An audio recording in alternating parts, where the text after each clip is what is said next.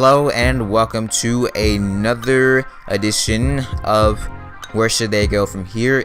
And so today we are going to be looking at where the Phoenix Suns should go from here. And so the Phoenix Suns, they finished the regular season at 24-58, bottom of the Pacific Division, bottom of the Pacific Division, and bottom of the Western Conference, second worst team in basketball record-wise. However, unlike the Nets, this team has some promise. And so, I didn't look at this last time, but today we're going to look at this. In this episode, we're going to look at this, and we're going to see some key teams that they beat. And we'll look at the box scores with Devin Booker. So they beat the Raptors. They beat the Spurs right here too. The Spurs, no, they weren't resting anybody. But this was back when Pau Gasol was, he was starting, I think, if I remember. Yeah, I think he was starting here before. This is before Dwayne Dedmon started to take over. But Kawhi Leonard and, he did really well. DeJounte Murray didn't play him for whatever reason. I feel like Patty Mills was injured. Maybe that was a thing. But still, Devin Booker dropped 39 points. He stayed with Kawhi Leonard. He took 2 more shots, which, that's a big deal. 2 more shots, so he's less efficient. And he had a worse game. But, nah, that was a joke. But Devin Booker did a lot, and he did a lot for this team.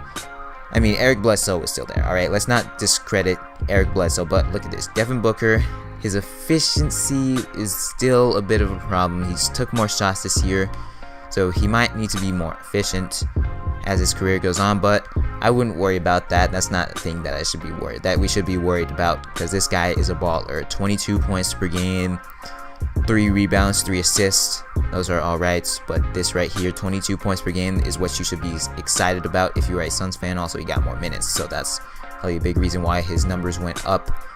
But as for the rest of the team around Devin Booker, they have a bunch of guys that either haven't hit their ceiling or are guys that shouldn't really be on the team in the long run. And so you see they went on a little losing streak right here. 1, 2, 6, 7, 8, 9, 10, 11, 12, 13, 14, 13 game losing streak, it appears. Devin Booker, where did he drop his? No, it wasn't. Which one was a 70 game? 70 points. When did he drop 70? It was. When did he drop 70? I remember he dropped 70. Oh yeah, also Tyler Ulis is there too. I forget when he dropped 70 points. I feel like it was against the Clippers. I don't know. I'm not gonna waste my time looking at assists.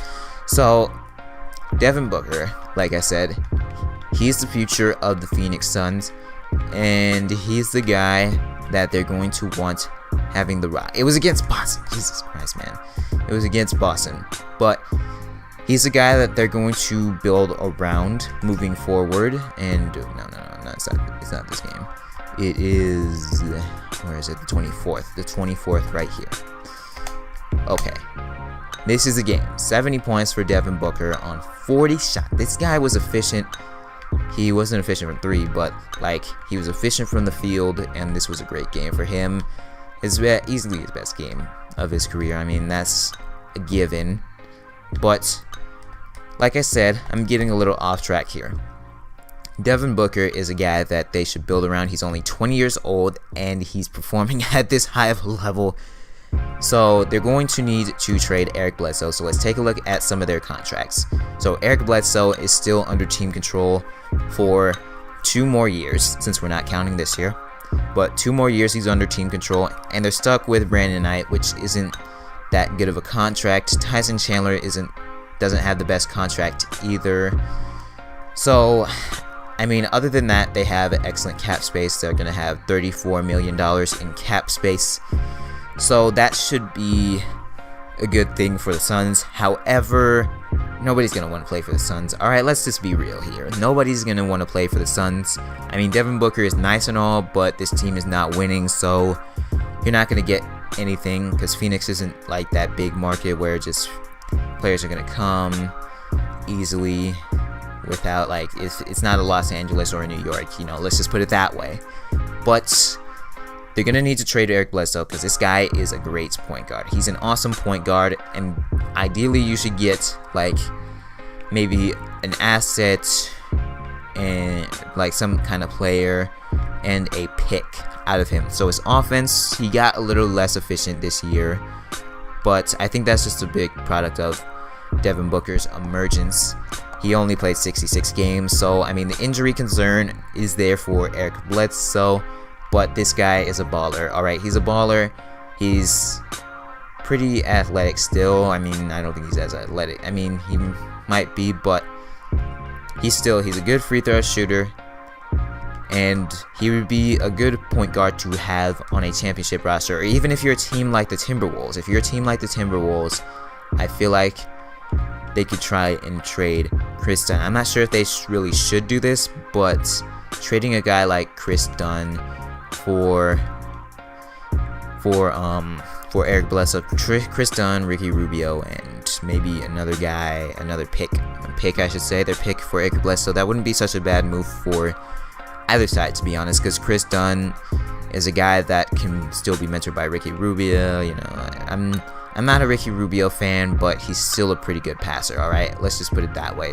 So they can get some assets out of Eric Bledsoe, and they should ask a good amount for Eric Bledsoe. They shouldn't just like, they're gonna get finessed by, if they're not careful, they could get finessed by a team.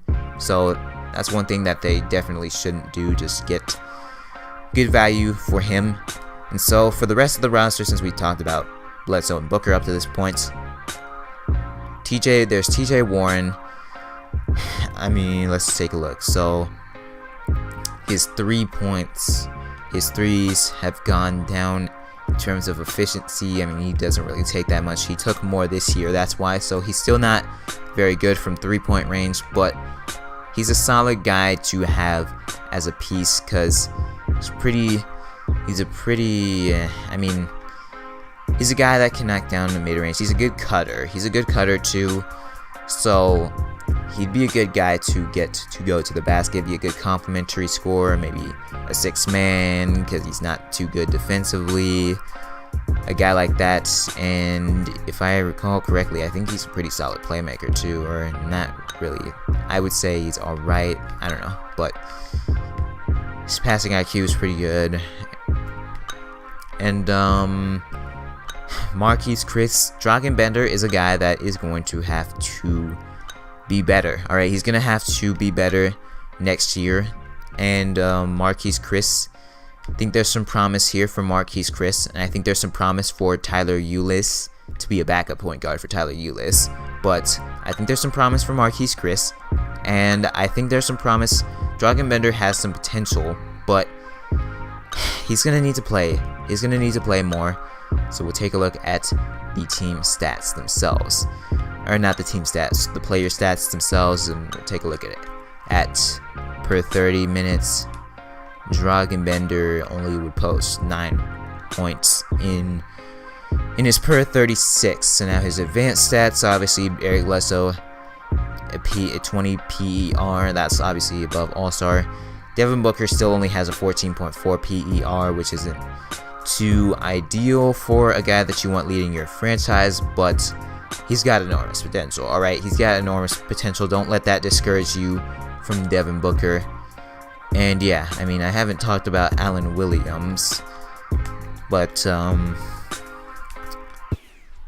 not sure about him entirely. But anyways, the Suns are going to need to, looks like a good rebounding type of power forward, which isn't bad. But the Suns, they're also going to need to figure out what they're going to do with Brandon Knight, because I'm not sure if he's going to fit in. I mean, he could be a good off-ball guard. He's really more of an undersized shooting guard. He's a combo guard, but I'd rather have him playing off-ball, maybe as a 6-man. But, I mean, you can have TJ Warren like that already, so I don't know. The Suns are going to need to trade Eric Bledsoe. They can't really trade Tyson Chandler, because I don't know if anybody's going to want a contract for a player like Tyson Chandler at this age. But there are going to be some teams that should look for trading Eric Bledsoe, because the Suns should trade Eric Bledsoe, and then with their pick, I haven't even touched over the draft, which is why it's going to make this video longer. I've been talking too much about one topic.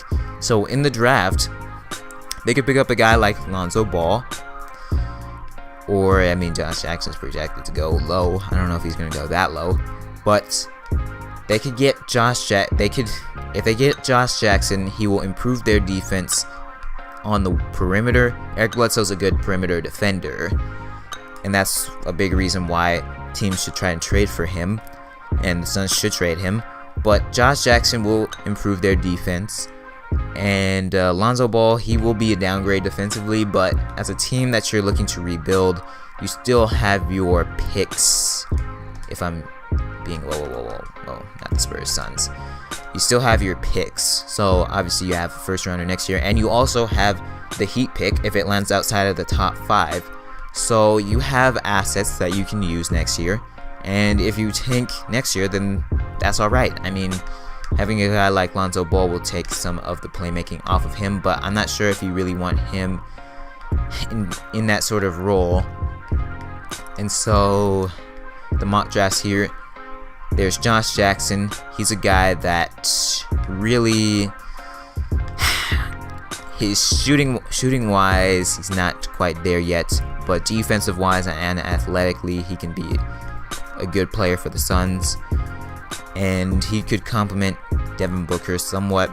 But I would say getting a guy like Lonzo Ball isn't the worst idea, and so they're just going to need to build around Devin Booker because they're projected to have the number 2 pick in the draft. Obviously, we have to see how the lottery goes, but I think they should trade Eric Bledsoe. They can get some value out of him because front offices know how good he is. All right, he's one of the more underrated point guards in the NBA, so teams know how good he is. So they should trade Eric Bledsoe. They can get some value for him, and then they can make a nice selection in this upcoming draft, because this upcoming draft is great. So I've been RJ West, and this video went on longer than I wanted it to, but thank you for watching, and the next team we will be going over will be the Los Angeles Lakers. And so I've been RJ West, and I'm saying so long.